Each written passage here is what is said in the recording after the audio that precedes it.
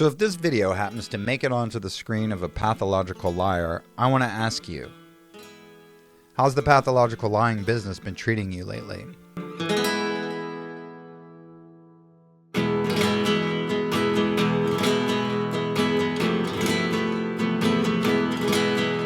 So as we clear our karma and become sovereign through our healing and sustained spiritual fitness, the behaviors of those who are still held captive become less tolerable to us. Simultaneously, as we embody more light and more of our true potential, and the fruits of our efforts become more noticeable, we're going to be less tolerable to them, too.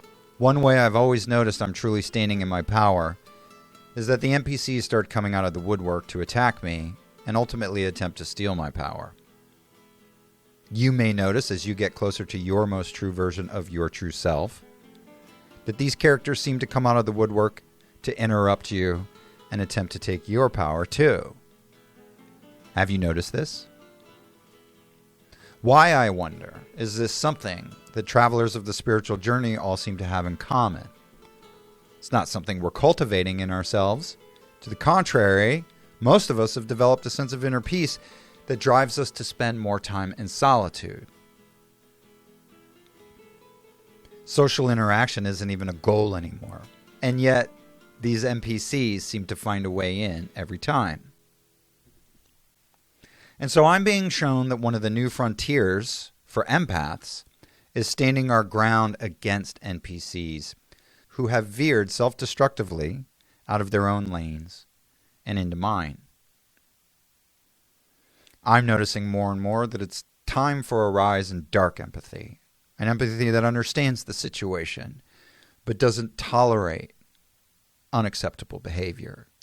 And so more and more the self-centered, self-absorbed, and self-deluding patterns of NPCs that I'm now rebranding as narcissistic personality characters, they're going to become less tolerable to the ones who have healed our trauma and are clearing our karma.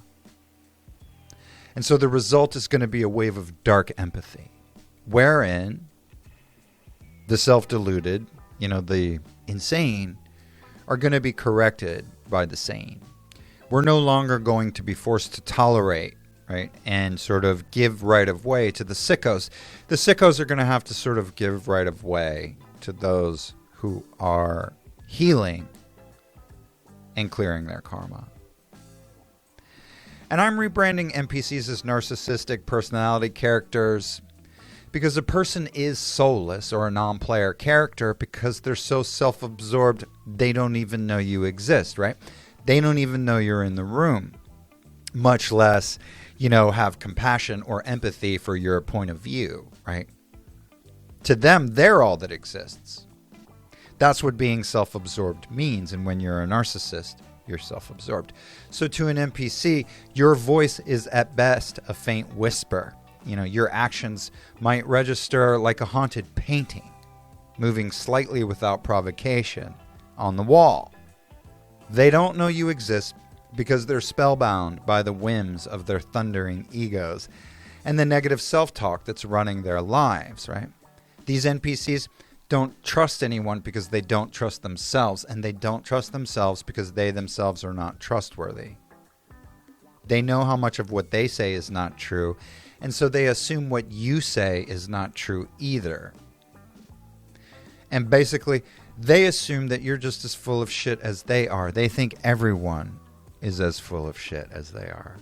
And so they project their dishonesty on you. They call you a liar. They blame you for being untrustworthy, when in fact they know it is they themselves they do not trust. And so these lost souls will continue to assert their unwellness and self-deluding core values upon the truly healthy. But from now on, the result is going to be unpleasant for them. An aspect of self-delusion is that the self-deluded will always underestimate those they seek to deceive and envelop in their self-delusion. And so the self-deluded will always bet on their own superiority. And this too will be a delusion that they hold right up until they can't hold it anymore because they've been confronted by the harsh reality of a self-empowered, rewilded, trauma-reversed, karmically cleared individual. And so the self-delusion will be held right until it isn't held any longer. And I guess what I'm saying is it's basically time to start standing up to the bullies. And we're going to have to get used to this for a while. Essentially, the time for grace in the face of bad behavior has passed, and the less fortunate will simply need to be handed a dose of their own karma if they mess with the wrong sovereign human. In my experience, I've learned, unfortunately, that unless the narcissistic personality character is put in their place, they're going to continue to come after me with more and more self-deluding gusto than the time before. And the absolute lunacy of the inversion will be something we need to learn to overcome too. Because when dealing with narcissists, the level of hypocrisy and projection can be confusing because it's so convoluted and antithetical to the truth. The NPC will always blame you for the very thing they have done to you. So those of us who want to be left alone to maintain peace and love and to live interdependently among each other, who have cleared our trauma and our karma, we have to begin standing in our authenticity so that those who are inside out can begin to learn through experience more about what they don't want in their life, and by comparison, what they do want. As a way shower, you might be the first to put up a boundary, but you'll be the first of many that will eventually be the clue that ignites the flame that sends the narcissist into a very rare state of self-reflection. And that glimmer may be what ignites an entire fire of personal transformation. For those of us who have grown out of our enslavement by learning the lessons, hard as they were to swallow at times, it's time for us to start being the water bearers of truth and personal karma to those NPCs whose souls had the good sense to shove their avatars into our paths. Grace and neutrality are fine when boundaries are honored and lanes are maintained. But when the boundary is crossed, it's time to take the gloves off. No more Mr. or Mrs. Nice Lightworker. And this is important because, practically speaking, it's crucial for those who are on the way to maintain our power now. We can't really afford to squander it on people who are trying to steal our power through their false notions of grandeur, manifesting as bad behavior. Lightworkers need to hang on to all of our power for a while because the collective needs it now more than ever to ascend. And those of you who know me know I use this phrase rarely for a reason, but in this case we really do need our energy for lift and for thrust as we ascend through the cobwebs of evil and the artificial and maintain our focus and our power on the greatest good for all, which is good news for lightworkers, but bad news for baddies.